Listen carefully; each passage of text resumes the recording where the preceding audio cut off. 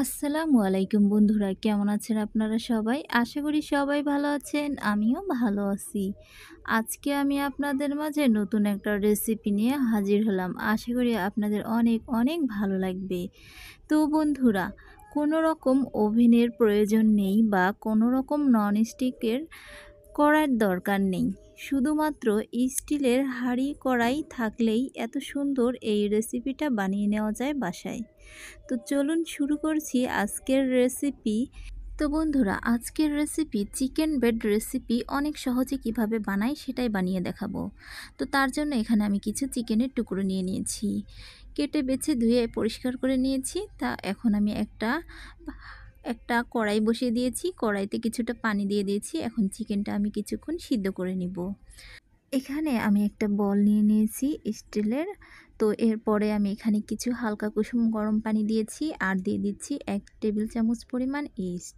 তো ইস্টটা আমি খুব ভালো করে নেড়েচেড়ে গুলিয়ে নিচ্ছি।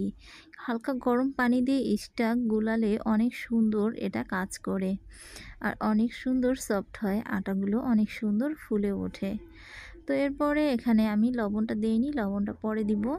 তো এখানে একটা ডিম ভেঙে নিয়েছি। ডিমের কুসুমটা রেখে আমি সাদা অংশটা ইস্টের পানির ভিতরে দিয়ে দিলাম। তো এরপরে এটাকে ভালো করে নেড়ে চেড়ে মাখিয়ে নিচ্ছি, খুব ভালো করে ফেটিয়ে নিচ্ছি। তো ফেটানো হয়ে গেলে এখন আমি এখানে দিয়ে দিব 2 কাপ পরিমাণ আটা। আটা বা ময়দা যে কোনো একটা নিতে পারেন। তো নিয়ে নেওয়ার পরে এখন আমি এখানে 2 কাপ পরিমাণ আটা নিয়ে নিয়েছি আর স্বাদমতো লবণ দিয়ে দিচ্ছি। তো এরপরে আমি এখানে দিয়ে দিচ্ছি 1 টেবিল চামচ পরিমাণ চিনি। চিনিটা আপনারা একটু বেশি খেলে বেশিও করে দিতে পারেন। তো ইচ্ছে অনুযায়ী দিয়ে নিতে পারেন। তো চিনি না দিলেও চলবে। তো বন্ধুরা, এরপরে আমি এটাকে ভালো করে উপকরণগুলো মিক্স করে নিচ্ছি। তো এখন আমি হালকা গরম কুসুম পানি দিয়ে এটাকে ব্যাটারটাকে খুব ভালো করে একটা মাখিয়ে নিলাম। তো তারপরে আমি এখানে একটু তেল দিয়ে খুব ভালো করে আটাটাকে দেখুন খুব সুন্দর করে এটাকে আমি মেখে নিচ্ছি। তো এটাকে 1 থেকে 2 মিনিটের মতো এভাবে করে আমি হাতের সাহায্যে এটাকে ভালো করে মথে নিব।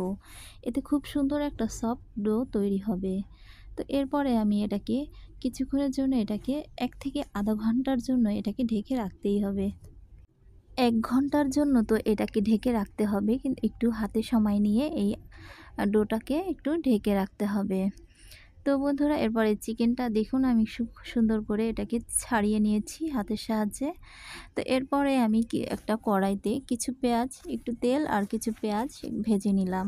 তো পেঁয়াজটা একটু ভেজে নেওয়া হয়ে যাওয়ার পরে এখানে আমি আদা, রসুন, জিরা বাটা এগুলো একটু দিয়ে দিলাম। আর এখানে দিয়ে দিলাম 1 টেবিল চামচ পরিমাণ আটা। তো আটাকে এগুলো দিয়ে আমি একটু কষিয়ে নিচ্ছি বা ভেজে নিচ্ছি। নিয়ে নেওয়ার পরে আমি এখানে যে চিকেনটা সিদ্ধ করে নিয়ে নিয়েছিলাম সেই চিকেনের সিদ্ধ করা পানিটা আমি এখানে একটু দিয়ে দিলাম। তো পরিমাণ অনুযায়ী দিয়ে নিতে হবে। দিয়ে নেওয়ার পরে এটাকে নেড়ে চেড়ে আমি এখানে শুকনো মরিচের গুঁড়ো দিয়ে দিলাম 1/2 টেবিল চামচ পরিমাণ। তো এরপরে আমি এখানে দিয়ে দিব চিকেনটা। তো এখানে আপনারা চাইলে চিলি সসটা দিতে পারেন। তো আমি এখানে চিলি সসটা দিচ্ছি না, আমি এখানে দিব সয়া সস আর দিব সস। তো এখানে 2 টেবিল চামচের মতো আমি এখানে টমেটো সস দিয়ে দিলাম। তো এরপরে আমি এখানে সয়া সস দিয়ে দিব 1 টেবিল চামচ পরিমাণের মতো। দিয়ে এটাকে ভালো করে নেড়েচেড়ে আমি আরও কিছুক্ষণ একটু রান্না করে নিচ্ছি। তো দেখুন প্রায় এটা আমার রান্না করা হয়ে গেছে। এখন আমি এটাকে নামিয়ে ফেলবো। এরপরে এটা আরও একটু বেশি শক্ত হয়ে যাবে। তো তারপর দেখুন ব্যাটারটা খুব সুন্দর কিন্তু ফুলে উঠেছে আর অনেক সুন্দর সফট হয়েছে। তো এখন আমি এটাকে আবারও একটু হাতের সাহায্যে মথে নিচ্ছি। তো মথে নেওয়ার পরে এটাকে আমরা বড় একটা আমাদের রুটি বানিয়ে নিতে হবে পাতলা করে। খুব বেশি মোটাও না, আবার একদম পাতলাও না। তো দেখুন এখন খুব সফট একটা ডো তৈরি হয়ে গেছে। তো এখন আমি একটু আগে আটা ছিটিয়ে নিচ্ছি। নিয়ে নেওয়ার পরে এখন আমি ডোটাকে হাত দিয়ে একটু চেপে চেপে নিচ্ছি। হাত দিয়ে চেপে চেপে নেওয়ার পরে এখন আমি এটাকে বেলন দিয়ে বেলে বড় একটা রুটি বেলে নিয়েছি। তো মাঝখানে আমি 2 ভাগ করে নিয়েছি। তো 2 ভাগ করে নেওয়ার পরে তো এরপরে আমি এখানে দেখতে পাচ্ছেন যে একটু বাটার মাখিয়ে নিচ্ছি। তো আপনারা চাইলে নাও দিতে পারেন। যদি আপনাদের কাছে থাকে দিবেন, না থাকলে কোনো দরকার নেই। তো এভাবে করে দিয়ে এখন আমি এখানে যে চিকেনটা রান্না করে রেখেছিলাম, সেই চিকেনের পুরটা আমি ভিতরে এভাবে করে লম্বা করে দিয়ে দিচ্ছি। তো বন্ধুরা, আপনারা যদি ভিডিওটা খুব মনোযোগ সহকারে আর খেয়াল করে দেখেন, তাহলে কিন্তু আপনারা ইজিলি বানাতে পারবেন। অনেক সহজ একটা রেসিপি, আর অনেক সহজ আর অনেক অল্প সময়ও লাগে। তো এভাবে করে আমি একটা ভাঁজ দিয়ে নিলাম। দেখুন ভাঁজটা আপনারা দেখুন, দেখলেই বুঝতে পারবেন যে আমি কিভাবে এটাকে ভাঁজটা দিয়ে নিচ্ছি। তো এভাবে করে আমি ভাঁজটা দিয়ে নিলাম। দিয়ে নেওয়ার পরে এখন আমি মুখটাও খুব ভালো করে বন্ধ করে দিলাম। দেওয়ার পরে একটু উল্টে নিয়ে এখন আমি কেটে নিব। তো সাইজ অনুযায়ী কেটে নিচ্ছি। আপনারা আপনাদের সাইজ অনুযায়ী কেটে নিতে পারেন, বড় কি ছোট করে। তো এখন আমি এটাকে সাইজ করে কেটে নিলাম। দেখুন খুব সুন্দরভাবে হয়ে গেল। চিকেন বেড রেসিপি আমাদের রেডি হয়ে গেছে। এখন আমি এটাকে, তো এটা আমি স্টিলের হাঁড়িতে বানাবো। এজন্য এখন আমি একটা প্লেটে করে এগুলো সাজিয়ে নিয়েছি।